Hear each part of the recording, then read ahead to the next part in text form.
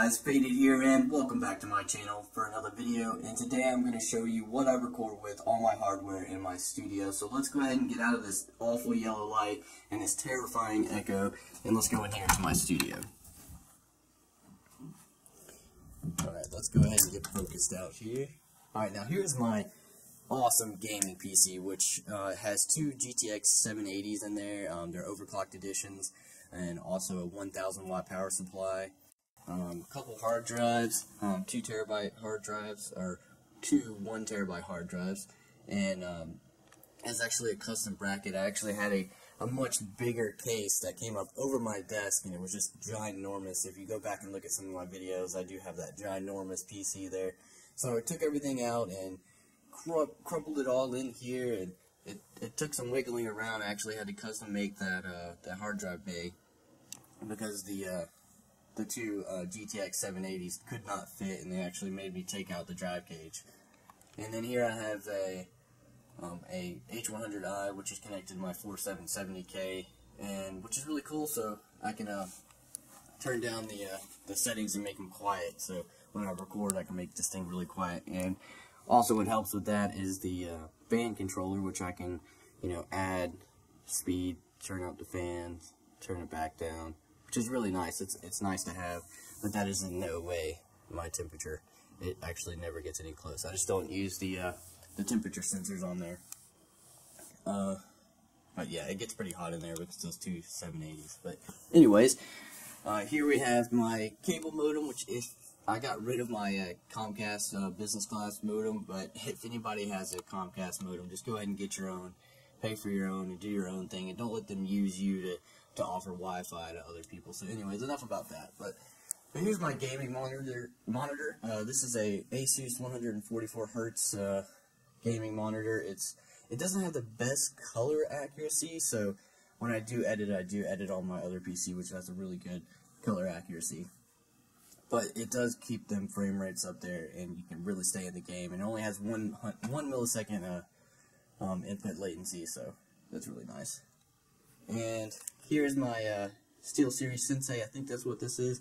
It's a really good gaming mouse. It does have a DPI button, so if I'm like playing Counter-Strike, I can use that. But if I'm just surfing the web, I can just turn it off and then just use it like that.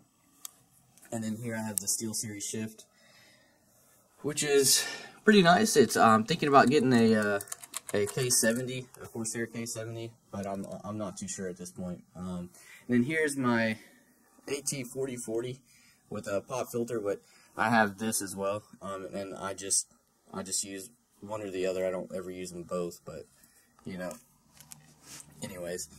And then this is actually connected to my UR28M, which is an awesome audio interface. So it takes that analog from my AT4040 and converts it down to digital for my computer, but it also has channel strips where I can change my voice on the fly. I can increase the bass, normalize it, equalize it, which is really, really awesome. You can't really do that in the software without having lag. So you'll say something, and then it'll take 2 seconds to actually catch up with the video, so then you gotta actually cut the video back and take the audio back a couple seconds, and it's just not really a lot of fun. So that's actually on the Rode boom arm, so I can take this and move it around where I want it, push it back and forth, take it where I need it. And then I use these studio monitors here, which are the ATH M50s, the Audio Technica, and they're really good, but they do take some breaking in. You got to get used to them and kind of wear them in to get them where you want them. And let's see. And then yes, I know I'm a total console peasant, but yes, the Xbox One. I do like to play Halo and Grand Theft Auto, so that's why I do have this, and I'm excited about Grand Theft Auto coming out on PC, which is what I'm going to be switching to when that does come out. And then here are the XP 500s from Turtle Beach, but those don't really get used because it was made for the 360, so on the Xbox One, you can only really get sound, can't really communicate. And then I also have I think that's a 500 gigabyte hard drive, and then I have 2 games, which I buy everything digitally now, so those are the only 2 games that I have. And here's my TV for that. It's a regular 60 hertz TV. I think it's even 720p, I don't know, but that's pretty much all you get out of the Xbox One anyways.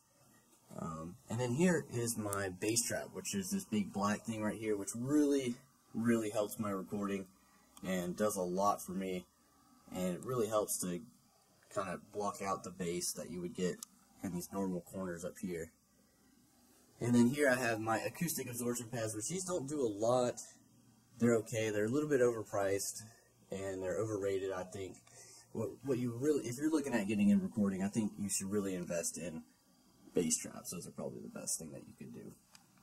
But one more thing about my audio, speaking of stuff that you can record on the fly and stuff, this does have those little meters here, and you can, equalize here, and you open up here, and I could be playing Counter-Strike or something, and then I could just change my voice whenever I want. So that's really cool.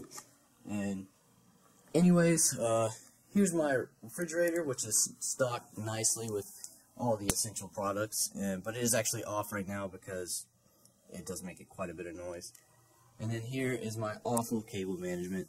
Not something that I've ever really been good at, but everything has a purpose. Like some of those cords can't touch each other, so if they touch each other, they kind of mess with your recording. But anyways, here's my DX Racer, which is probably an overpriced chair, but it's extremely comfortable, and I think it's totally worth it. But it does come with the headrest and the lumbar support, but I don't really care too much about the lumbar support. I think I'm actually going to take it out, but it does force you to sit up and do your work, and that's why I like it, because it keeps me busy. But it does also have the recline option for those of you that do want to recline and kick back. And when I do record my videos, I do export them over here to my editing PC, which I have a 1440p monitor, so I can see all my stuff in full resolution, actually shoot in 1080p, but it helps to see 1080p in a smaller screen and actually see all of your picture and all of your video, and then have panels on the side where you can actually edit the color so you can see it in the full resolution.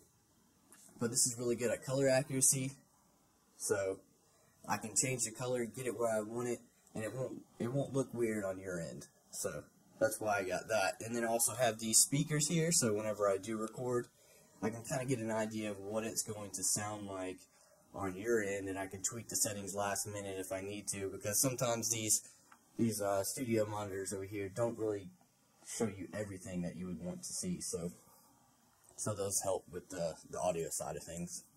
And then here, when we're gaming or something, if I have a friend over, they use this headset right here, and I have a whole bunch of phones. Most of them are broken.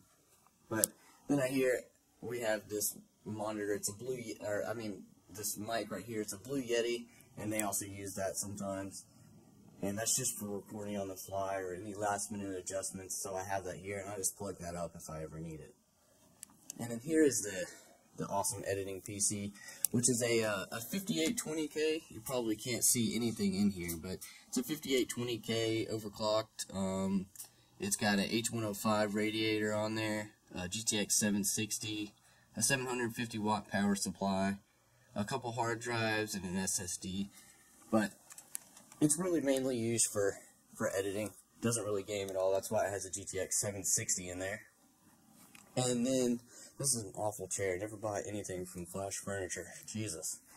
And then yes, I do have a bed in here, and this is actually for guests sleep in this room. This is actually a guest bedroom, so it doesn't get used that much. But here's my this is my Canon 60D, which I use to shoot all my videos with, except for this one, of course, because I wanted to be able to show you this and all that. Now this is a kit lens that it came with. I also have a 40mm lens, and I think a 50mm lens somewhere around here. I just didn't break it out to show you guys, but it's really nice. It's got a flip out, so I can be like, hey, I can be on this side and shooting video, and I can see what I'm doing, and get direct feedback rather than having to be behind the camera. So it's really good for shooting something and being the only person that's shooting, and you're shooting yourself or something. And it's not really good at low light, so I did have to get some lighting here. And these are 5000K lights. They're really nice. Everything's a 5000K LED. Pretty expensive, but they make a big difference, and they cut your bill a little bit, but hey. And that is about it. Let's go ahead and make a recap here. Oh yes, this is my my poster here. This comes in basically every EVGA graphics card, and pretty much anything with EVGA they do give you that. And then here for you Halo fans, I do have the Spartan thing. I think that came with Halo 4 Special Edition. Unsure. But Gears of War, awesome game. Anybody that played Gears of War 3 or 2 or even 1, this is awesome. But Judgment was just such a letdown. But this came in the Gears of War 3, and this is the Hammer of Dawn schematic, which is awesome to have and awesome to wield against your opponents. And then the awesome Interstellar movie. And anyways, that is about it. Thank you guys for taking a look at my studio. I really appreciate it. And if there's anything else or anything else I forgot, do let me know down in the comments, and I'll try to tell you what I missed, or what other stuff that I use, or any questions that you might have. So anyways, guys, thank you so much for watching, and you guys have a good one.